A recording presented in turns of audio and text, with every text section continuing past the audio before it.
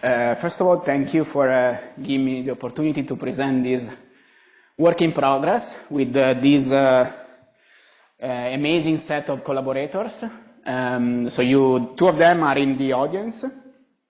So one you might know very well, which is who is Gnacchi, and another one who is Nicola Dondi, is a postdoc at ICTP. Okay, so well, we know by now that SymTFT is a useful tool in order to extract universal symmetry properties out of a QFT. And we have seen a lot of application of SymTFT, ranging from finite symmetries to, more recently, to continuous abelian, subsystem and modulated symmetries, and continuous non-abelian symmetries. Okay, this is very recent. And we can ask, and the natural question that we have at this point is the missing corner of this diagram, which is what about space-time symmetries? Okay, so that's what we are gonna try to address. And the talk will proceed in this way. I will give a proposal for the SymTFT, and then I will run some tests, okay, about this proposal. Okay, so we start with the SymTFT proposal. And the SymTFT proposal really relies on a non-abelian BF theory. So in particular, in the approach of these, of a series of papers by these two authors, but this has also been understood and developed in other papers. So we start from this BF term, okay, which has couples a d-1 form to a field strength Fa, and the coupling is via canonical inner product between G and G star, where G are two Lie algebra. For now, I'm being general about the Lie algebra, and then I will specify it later. And the gauge transformation that are preserved in this action are the following. So these, for the connection A, we have the standard gauge transformation, and then for B, which takes value in the algebra, we have this with this other gauge transformation. Okay. And if we do variational calculus on this action, then we get the equation of motion. The equation of motion is simply that A has to be flat, and then we have also that B has to be dA flat. Okay. And where dA acts on a P form in this way. So, okay, this sets up the stage of this BF theory. And so what we want to do in SymTFT is place a boundary. So if we place a boundary, the gauge transformation implies the following shift on the boundary. And in order to have a compatible, in order to have a proper variational problem, we need to impose the bulk equation of motion. And in particular, for instance, we can impose Dirichlet boundary condition together with a flatness condition, which comes from the equation of motion, but the flatness condition evaluated at the boundary, okay? Good. And then we can, from this action and these boundaries, we can really study topological operators. The first topological operators that appear to be evident in this action are line operators, which are labeled by representation. Okay, so these are standard, the standard Wilson line operators. You have these also in non-abelian gauge theory. And one might wonder if there are other topological operators. Okay, and the first guess would be the same for B, where although if we try to define B in this way, if B suffers of a path ordering issue. So we have to be really careful how to define these operators. Okay. So this is in general B suffers of path ordering issues. And the proposal comes from the first paper here, the series of paper here, where we have a description of this operator in terms of two auxiliary fields which live on the defect, and we integrate it over. Yes. Yeah, sorry, quick question. These are topological defects on the boundary or in the bulk? In the bulk. in the box. Yeah. Now, in the case when the Lie algebra or Lie group is U1, is this the ordinary BF theory at level 1? For the U1 case, the BF theory that you have is a field valued in R and a field valued in U1. But you can also do the same with two fields valued in R, and then by choosing boundary condition, you get two U1 symmetries. Oh, I see. So there are a couple of ways. Okay. Thank you. These are all in the references I mentioned. Okay. Okay, so these are the topological operators that are defined in terms of two auxiliary fields living on the defect. Okay. And if we do a path integral over beta, the result of this path integral makes alpha taking values in conjugacy classes. Okay, if you want to have a gauge invariant solution of the equation that you get from varying beta, you want alpha that takes values in the conjugacy class.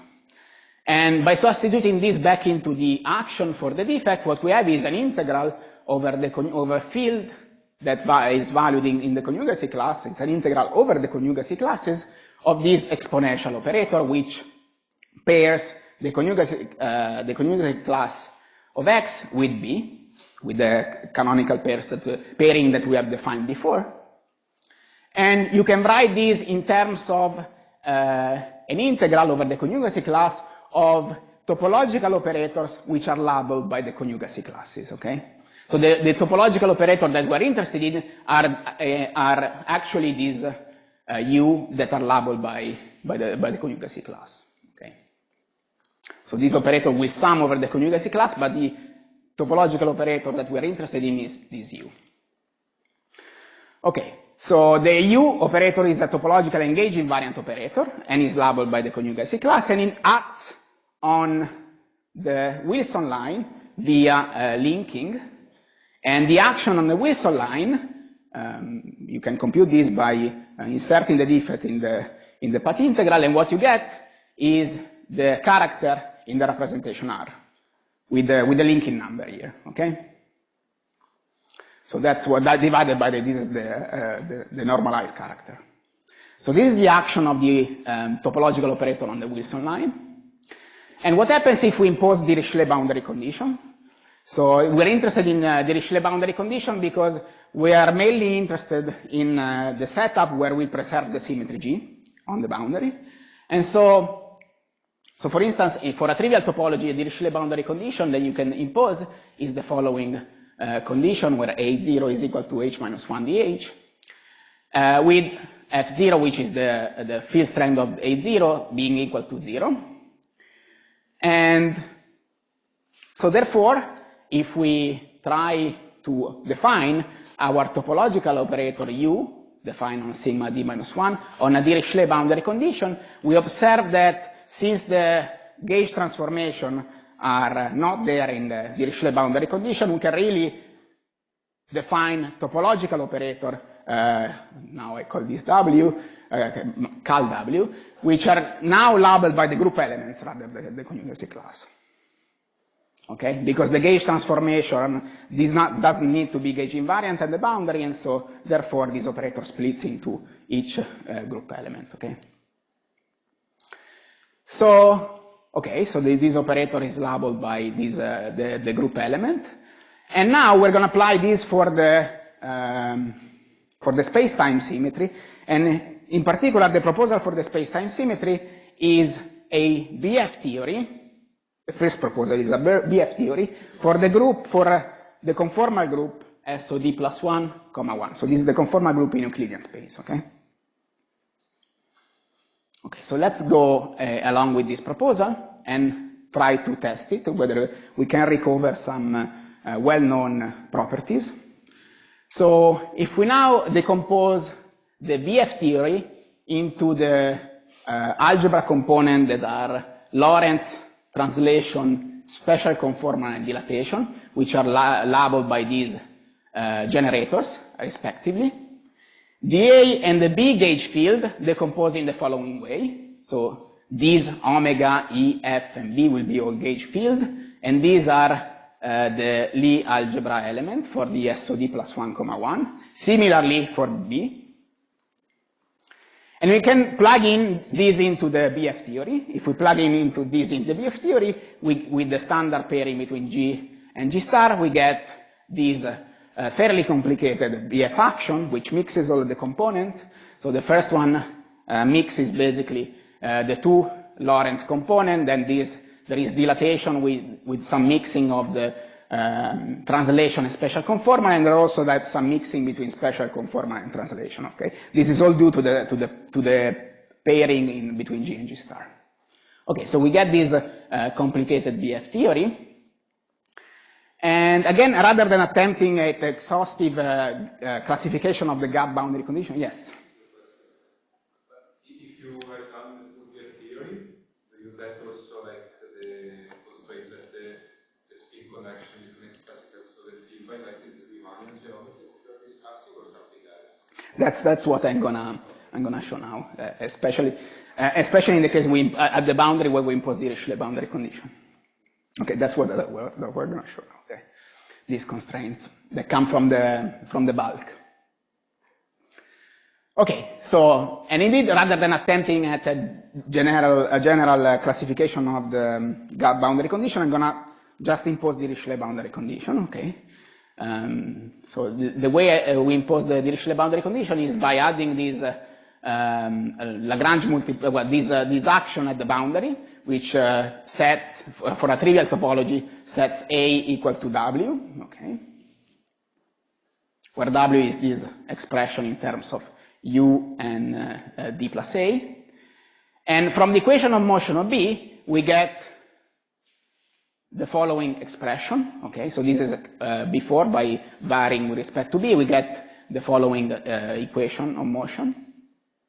And if we choose a flat spacetime background for this Dirichlet boundary condition, in particular at the boundary we impose that A mu is equal to the Kronecker delta and this vanishing, we obtain the following gauge invariant topological charges. So what we obtain is basically that B becomes basically dx, and with this you can collect out a differential operator and define the following topological charges. Okay, so the one for translation is the integral over a d minus 1 dimensional surface of TA, and then there is the one for Lorentz transformation, special conformal, and dilatation. Okay.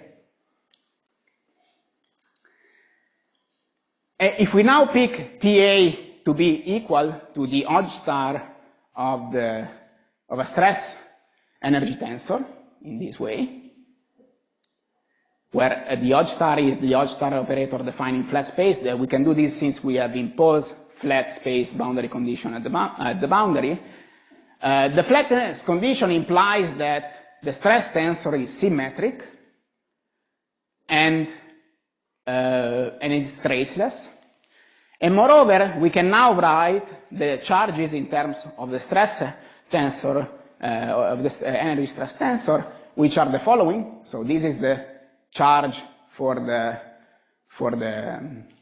translation, which we recognize is the charge that we expected in terms of a stress energy tensor, the one for Lorentz transformation, and similarly we get the one for special conformal and dilatation. Okay. So this is something that gives at least a good test that the BF theory does the correct thing. And in particular, we also define all the conformal generator in terms of on the Dirichlet boundary condition in terms of the field B, and in particular in terms of the operator. So should I think about the conformal group being gauge?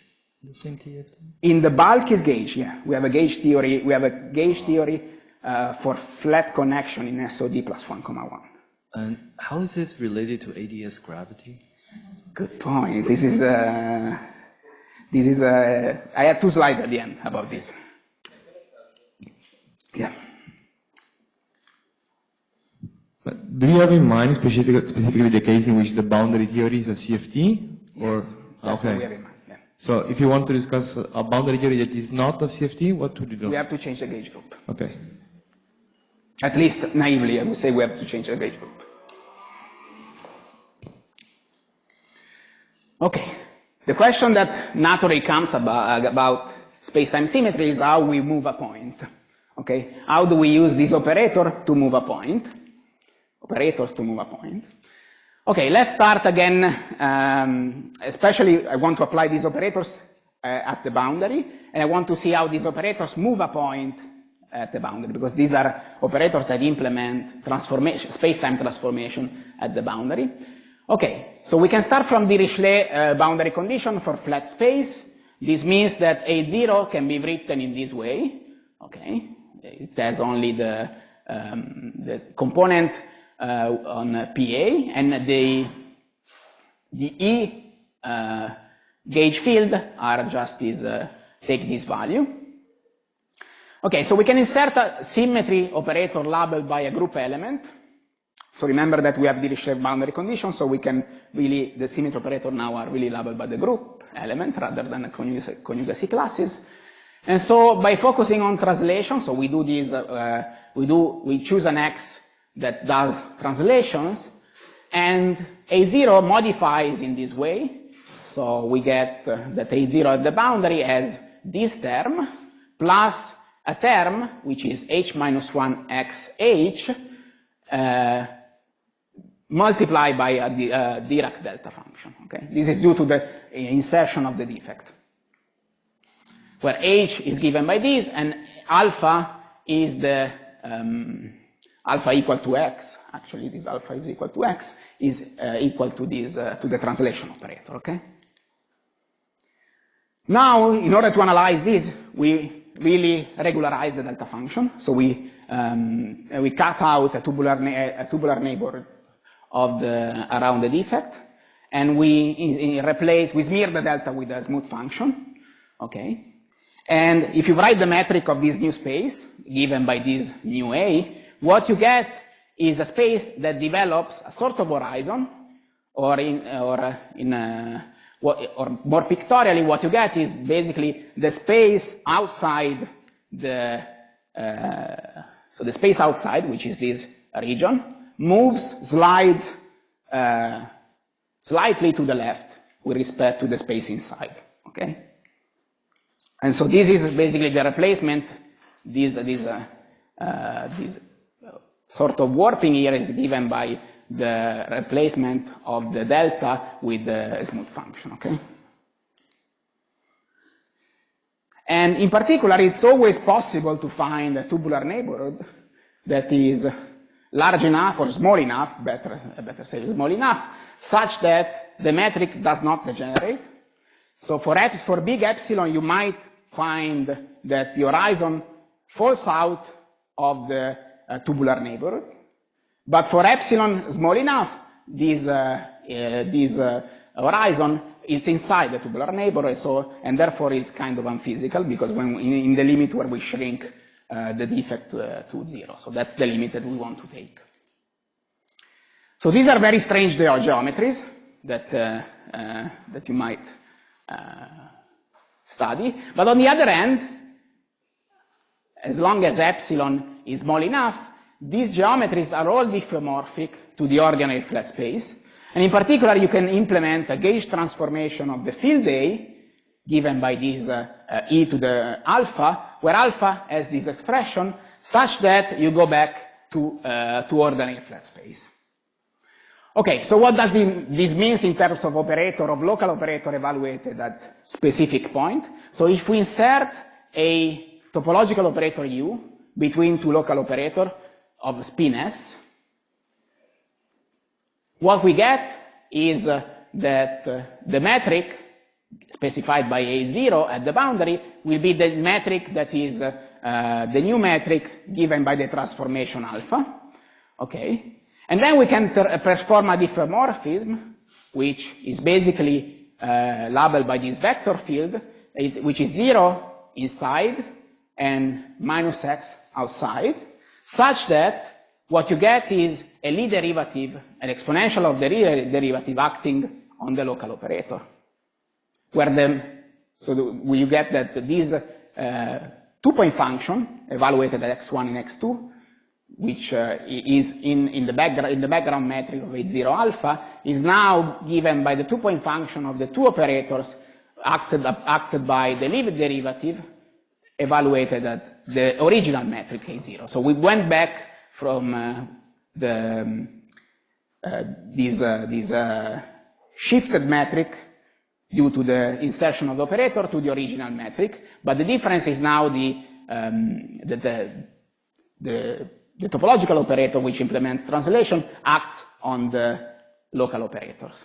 And so in this specific case where we have translation, what it means is that the point x1 which is inside the region stays itself, whereas the point x2 which is outside the region moves by a minus x quantity.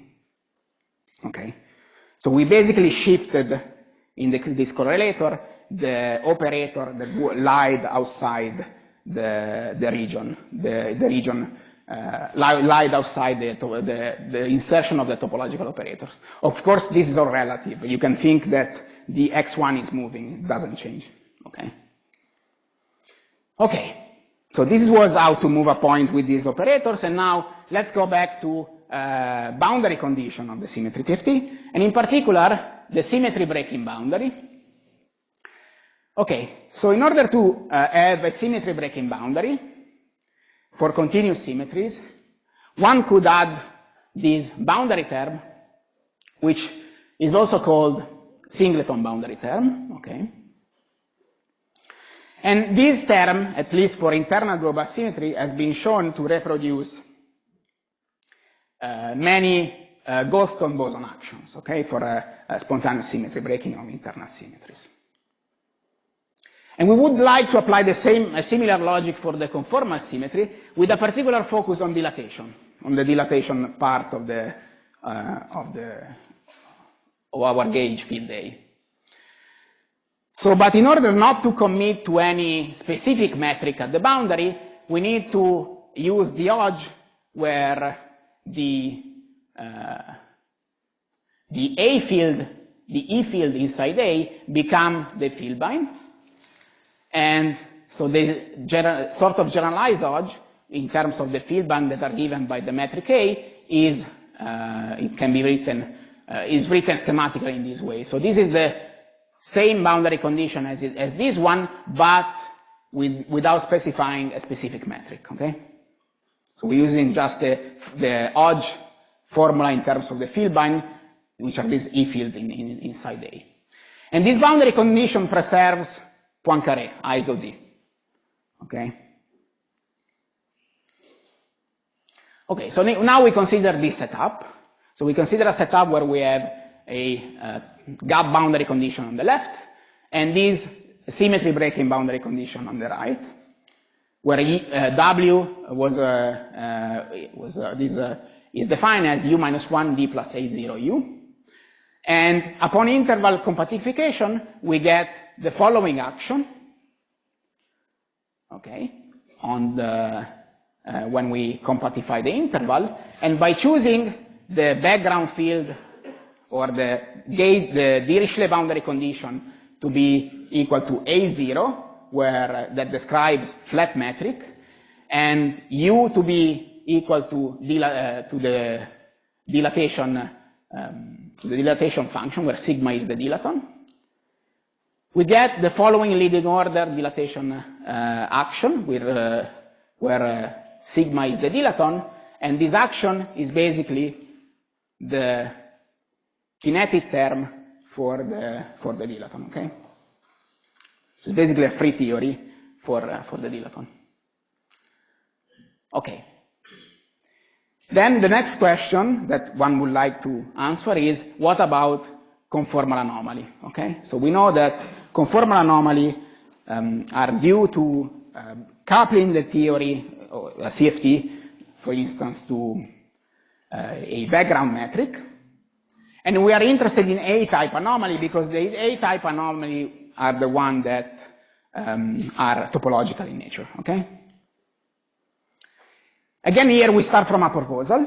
The proposal is the following gravitational Chern-Simons term, okay? So we have the gravitational Chern-Simons for the gauge field A. So this is a term that we add to the symmetry TFT that depends only on A and F.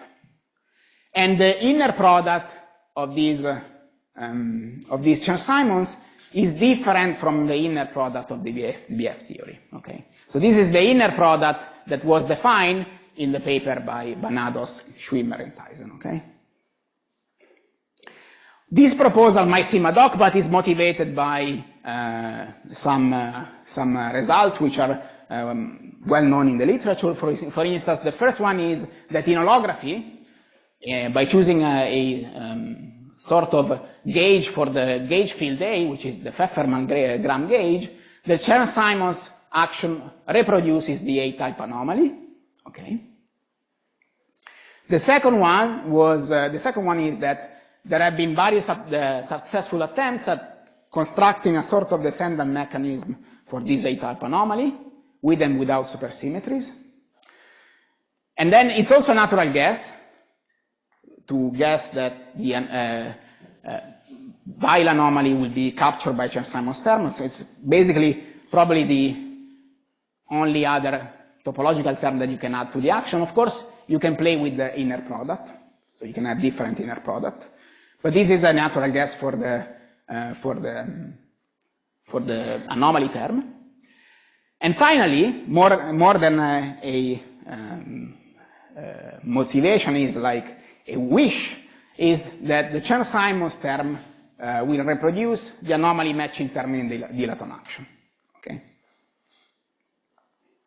So the first evidence is that if we perform a gauge transformation of the bulk field A with the following transformation, okay, we get a boundary action that is given by the fact that we perform a gauge transformation, which is of the following type.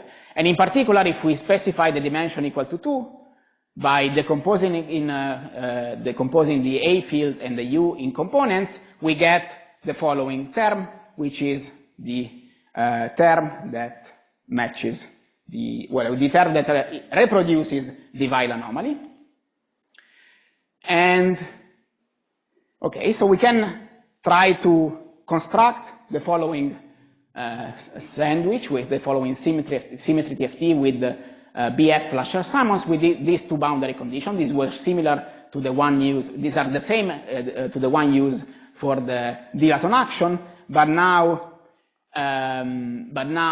with the Chern-Simons term in the bulk. Okay? So we consider the following SymTFT configuration, and the right, this symmetry breaking boundary, preserves the Poincaré symmetry ISO-D. Okay? And upon interval compactification, this configuration matches the A anomaly type given by the Chern-Simons term by a dilaton action. Okay? And where the dilaton action is, for instance, the one that was computed in the Cardi review that has this form. Okay, so this is the last part, which is going back to the origin of the symmetry TFT. So how is the symmetry TFT related to ADS gravity? Okay, so where in lower dimension, we know that, for instance, in 2 dimensions, we know we can directly borrow, for instance, in 2 dimensions, we can directly borrow JT gravity. And JT gravity is a BF theory valued in SL2R, which is basically the correct conformal group that we have. And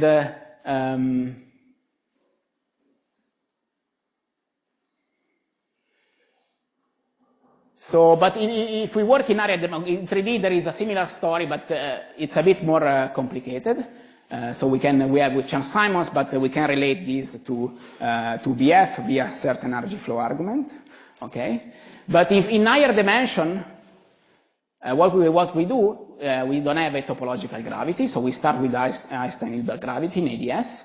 And in particular, we parameterize ADS in this way, so we use these coordinates for ADS, which this is the Pfefferman-Gram gauge that I was mentioning before.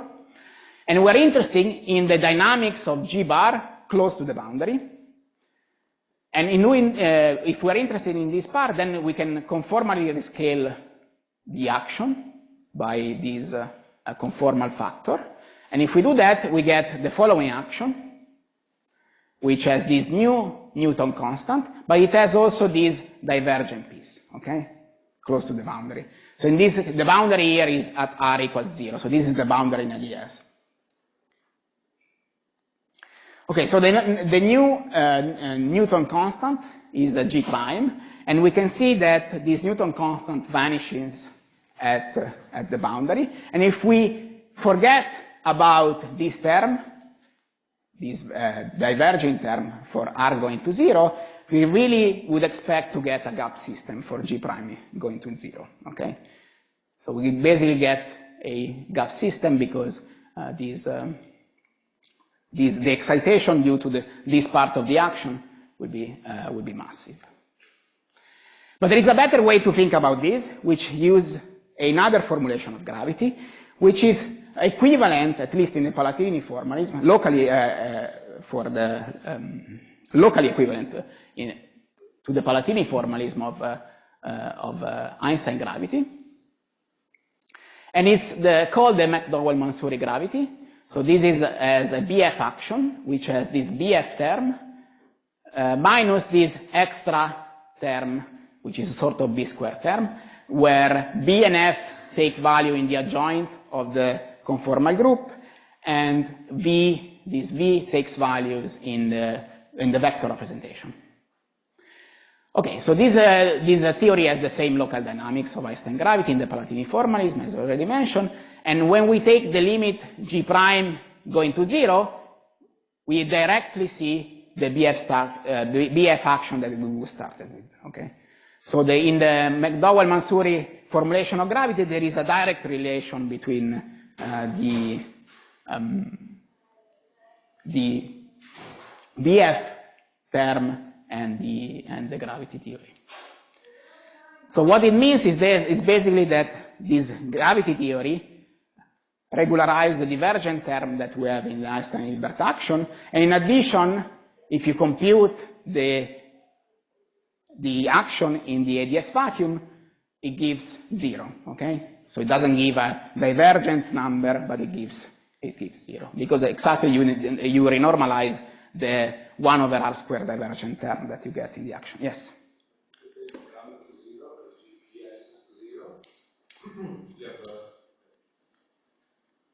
It's like the BF theory. If you take Gn to 0, you have an emergent gauge mode, which, because here B doesn't have a gauge symmetry, you cannot shift B by D or something. When you put Gn to 0, you can. So I guess the path integral is infinite. This only works in 1 + 1, I think. Sorry, say again, I didn't hear. Like B, when you turn on Gn, you cannot shift in the B. McDowell-Mansouri? Yeah, you cannot shift B by a total derivative, I think, no? If it's like BF theory. So before you had the gauge transformations, no, B could shift by D of something, covariant derivative. I think here it cannot, or am I wrong? If you have this formulation with the B square, because V is actually a constant vector. No, it's fine. And I don't know, because if there is an emergent gauge symmetry, then the path integral diverges when you take the limit, because you have one mode more. And this is a problem in BF theory also. I think in all the symmetry TFT papers there is this problem, no? Yeah. And it's still there, right? Yes. No? Yeah. Yes, you have to kind of, I don't know, gauge fix. No, but I'm saying that it's not a path integral, that it's the on-shell action in the vacuum, in the IDS vacuum, that is 0. No, yeah. Okay. I haven't said anything about the path integral, whether it diverges or not. Yeah, but I agree it diverges, yeah. Okay, let me conclude. So we have seen that Don-Abelian BF theory for the conformal group captures space-time and conformal symmetry properties. The Chern-Simons term seems to be the correct term to capture anomalies. And you can also try to develop this dilaton action in terms of a G mod H interface where G is the conformal group and H is the Poincaré, is the isogroup, is the Poincaré symmetry, as an interface between two different bulk theory, okay? And finally, apart from wrapping up this paper, there are many future directions that one could take. So for instance, one could add supersymmetry into the BF theory, so try to write a BF theory for a supergroup, or mix with internal symmetries, try to understand conformal anomalies for defects, especially if we mix with internal symmetries in this setup, or try to come up with other symmetry breaking pattern of space-time. So instead of just preserving instead of breaking dilatation, you break other subgroup of the conformal group, implementing a systematic analysis of gravitational SPT phases, and finally, what about, so I leave you with a question whether all symmetry properties related to space-time symmetry, whether they are topological. This is an open question, I think, at least, whether we can capture them in terms of a symmetry TFT. And a question that I would like to address, or we would like to address, is what about B-type anomalies, okay? So there are A-type conformal anomalies, but there are also B-type anomalies, which you might think that they are not topological in nature. Okay, thank you for the attention.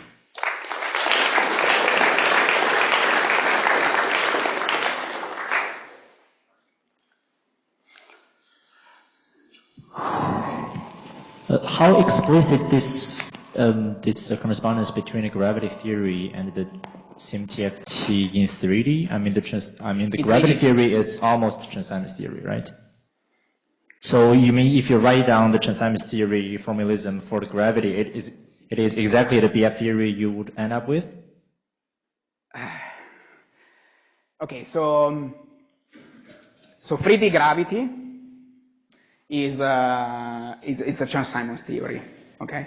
And you have two copies of Chern-Simons with the opposite level, okay? There is so the way how to relate this to the BF theory. So there is a paper by Christian, Francesco, and Lorenzo Di Pietro where they claim that, correct me if I'm wrong, where the BF theory flows to a Chern-Simons theory. Andrea is also in the paper. You also in the paper? No, you don't. I don't know what we were. Okay. We had the compact. Yeah, you had a compact, but you have a comment about non-compact as well, if I remember correctly. That this might work also in the non-compact case, where you might imagine that the BF theory would flow to the Chern-Simons theory. Okay, in 3D. So, but in 3D, I agree. It's a bit of a special case, and we discussed a lot about the 3D case. But for our BF, for our conformal theory proposal, we still have BF plus Chern-Simons. It is not, apart from this RG flow argument, which seems to be valid, it's not clear how this is, it is not completely clear how this is related to gravity, so let me answer that. I see, okay, because there is a potential subtlety in this case, right? If you really honestly reformulate the gravity in 3D as Chern-Simons theory, you have SL2C formalism. Yeah. It's just locally equivalent to the SL3,1, I guess, in your case. Yeah, it's just unclear to me how you... It's just Chern-Simons. Yes, right, you have two copies of SL2C, left moving and right moving, and then you choose the correct path integral or path integral mirror to formulate the theory, but it's just not clear how you tell the difference between SL2C and the SO3,1 in your case, I guess. So, yeah. No, it's more about the difference of having BF plus Chern-Simons, whereas only having Chern-Simons, I think. So we are still, we don't have a clear, interpretation of this difference. Okay, thanks. I don't know, maybe. Okay. Okay, I find something confusing. So the the A-type anomalies are not G invariants, they go down, no? Like CT or MA theorem. But now you do the construction and then they seem to be an RG invariant if you think that it's a topological term, no? But I know it's not. So how should I think about the RG flow now? You should think really of adding the dilaton action in order to mesh the anomaly. Well, yeah. As a conformative. Yeah. Okay, then there is nothing, yeah. But I thought, so usually, no. Okay, so here, this only works for the, okay, no, I understand. You have a conformal theory, but you can also construct boundary condition that breaks.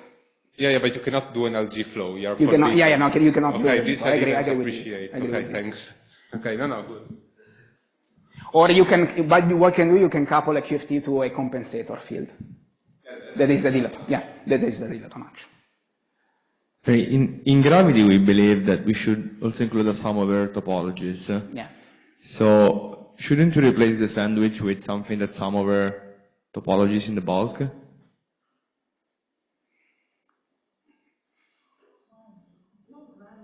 Well, but you are gauging spacetime symmetries in one dimension higher. So since I also have some global symmetry associated with topologies, I would expect that also topologies are gauged in one dimension higher.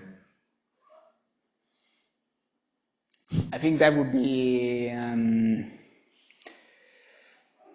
let me say, at 3 level, I think you don't need, I mean, if you want to describe just symmetries of your boundary theories, it's enough to consider, the trivial topology. Trivial topology meaning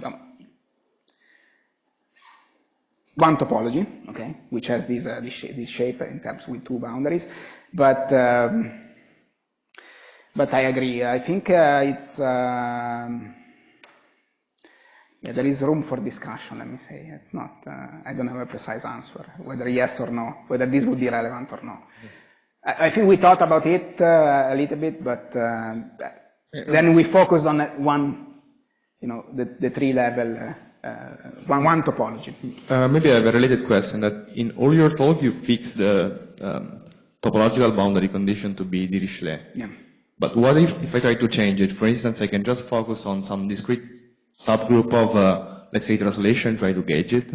This should correspond to changing the topology somehow on the boundary. Yeah, but changing the topology of the boundary, it's summing over the topology, which is a bit... well, yeah, I don't changing know. the topology of the boundary is fine, I think. Is it fine? But summing over the topology is... well, the topology of the boundary will be chosen by the boundary condition that you choose. If you choose another boundary condition that... yeah, that's right. But in the SymTFT setup, it seems that you choose some background topology on the boundary, choose some background topology in the bulk, and that's fixed. So if I imagine that by changing the topological boundary condition, I have access to changing the topology. The topology in the bulk is just an extension. That's right, yeah, that's right. So the topology of the boundary will then fix the topology in the bulk, if you like. But once you fix the topology, you focus on one topology. So this is fixed by the boundary condition. I think summing over them, it's another, it's another level. I have a question. So you mentioned JT. Yeah. How is that related to the BF theory you have? Well, JT is a BF theory for SL2R. So phi is the B, and F is the R. Yeah, exactly. Well, but then in JT, people usually do sum over topology. So yeah, in JT, natural thing to do. Yeah.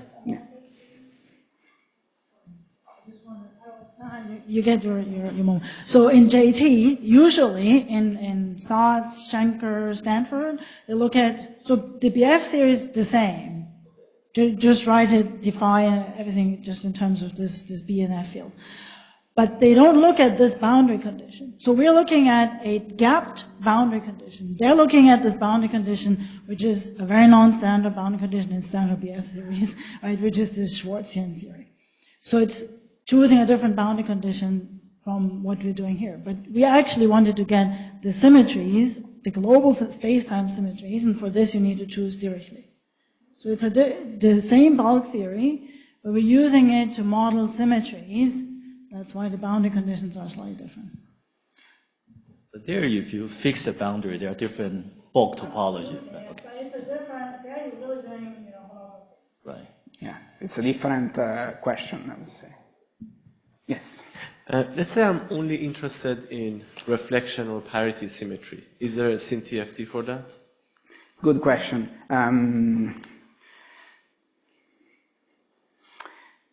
There should be one, and it should be, I mean, related to discrete subgroup of this theory that to discrete subgroup of the theory that I presented. The way how this is related, I'm not. We haven't thought much about it, but I think it's another question that could be addressed. Or you can start directly with parity, but you can start with a proposal for parity. But it's not clear how to gauge it in the bulk, right? If you have parity, the question is how to gauge parity in the bulk. Just parity. I don't know the answer, but maybe embedding it in a bigger, in the full Lorentz or conformal. Yeah, but you have to engage the rest because. Yeah, you have to engage the rest. Is it clear how to do that? No. Okay. But that's an excellent question. I just want to make a comment with respect to Sahan's question. So with Sao and Omer, we actually have some proposal that's using symmetry enriched SymTFTs. So we consider the topological orders and then we enrich that by refractions. And then that captures the LSM anomalies involving refractions and things like that. Yeah, so yeah, that is discrete and yeah, it's a bit different from this. Right. But you can take the space-time symmetry like an external symmetry. Okay, there's another story that's using crystalline equivalence. But if you want to do it honestly, like with Sao and Omer, we have a proposal that do it. But in symmetry enriched story is not SymTFT because part of it is gauged, part of it is ungauged. So that's right. But then that works. That covers. That can do everything you want with SymTFTs except gauging reflections. Yeah. we don't gauge reflections on. If let's say you just have only reflection symmetry, no other symmetry, what you're enriching it with? Yeah, so in that case, would just be SPT. Yeah, that would be the simplest. Yeah, that's right. Okay, thanks.